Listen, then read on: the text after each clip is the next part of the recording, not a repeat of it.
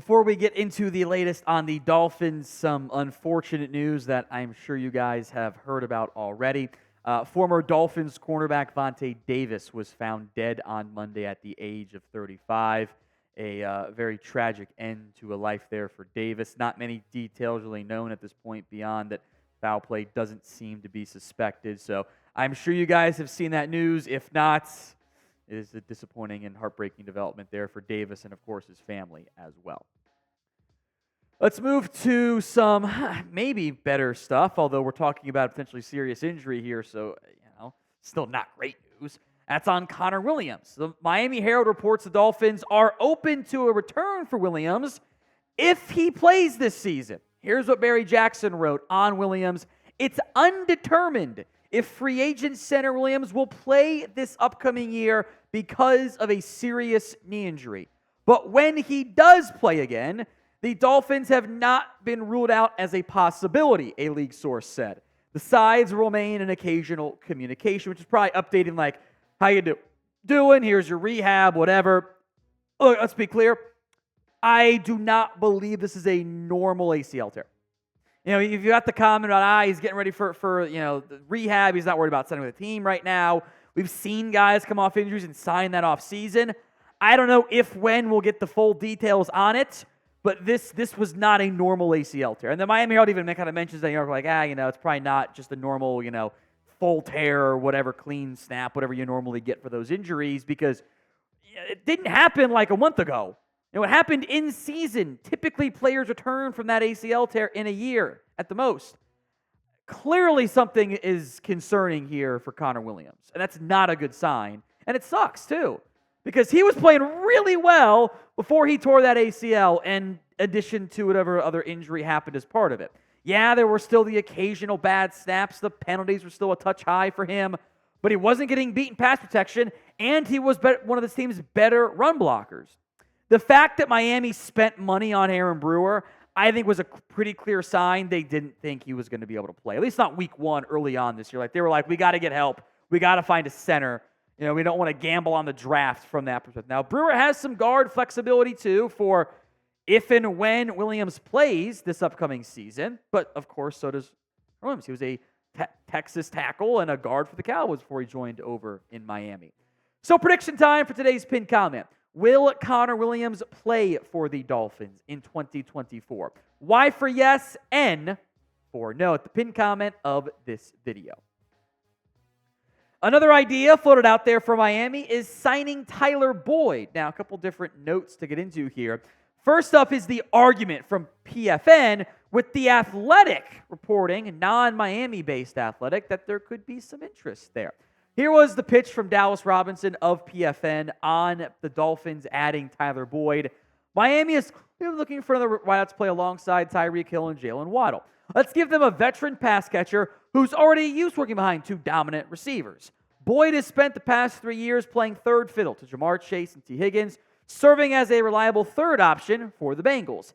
He's essentially a slot-only player, but Boyd could be a dependable possession receiver for the Dolphins.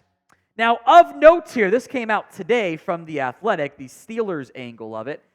The Dolphins were one of the teams that had interest free agency getting going in Tyler Boyd. 5 teams were mentioned. The Chiefs, who I think we can probably cross out.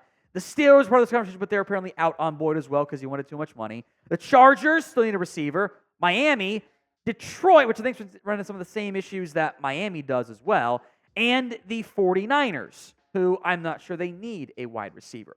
More on Boyd, how he could potentially fit in Miami to come.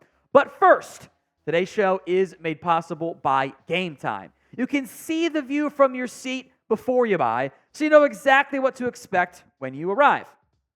I have a 2-year-old at home, or a 2.5 almost now. I don't plan events out very well these days. It's kind of like, we found a sitter today. Great, let's go do something. Game Time is perfect. Sports, also concerts, theater, and comedy as well. Zone deals mean you pick the section, Game Time picks the seats for big-time savings. The Game Time guarantee means you'll always get the best price. You find tickets in the same section and row for less. Game Time will credit you 110% of the difference. By the way, Marlins tickets are unbelievably cheap. To the extent like they should probably be a little bit more expensive. Like you can head down there for a game, enjoy an afternoon or an evening, and with your $20 off from Game Time with promo code Chat Sports, you're almost paying nothing. So use promo code Chat Sports, ChatSports, for $20 off your first purchase. Terms do apply, but download the app, get set up today, create your account, and use that code at gametime.co. The code, of course, is Chat Sports. Over to the Dolphins wide receiver room. My issue here is you're looking for a slot-only receiver. Don't I have that in Braxton Berrios already? Haven't I kind of filled that need? Wouldn't I be better off adding somebody who at least gives me some more flexibility to play on the outside? It's kind of my mindset. Because Hill and Waddle are going to do everything, that's fine, that's great, because they're really good.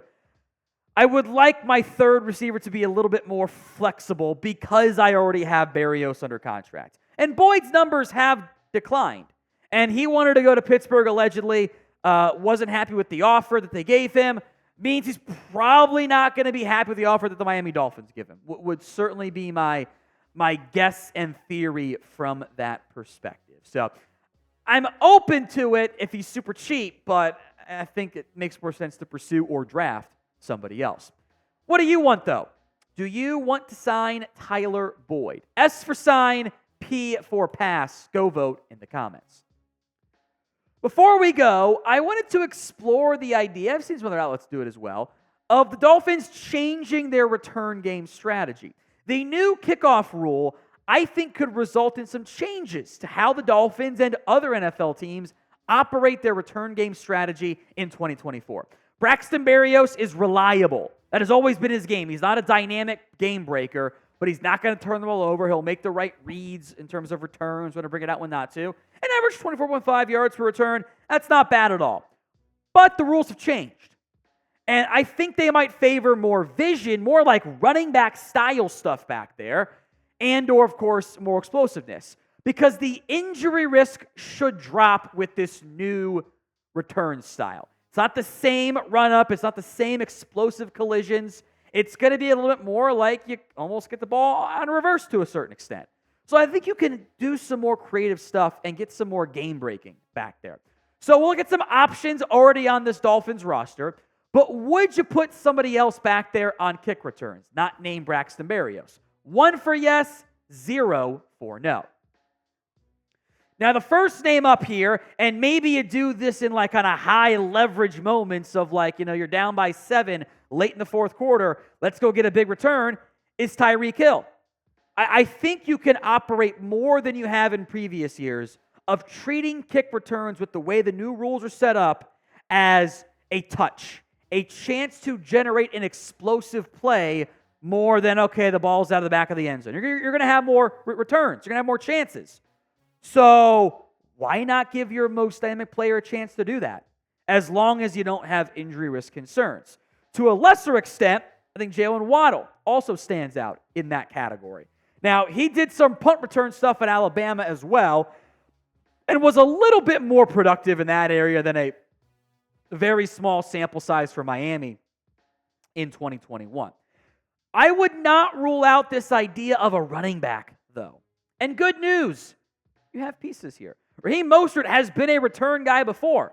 51 career returns for 22.2 on average. Now, he just re-signed. He is your lead back. Maybe you don't want to jeopardize injury risk, give him a higher workload, whatever, given his history.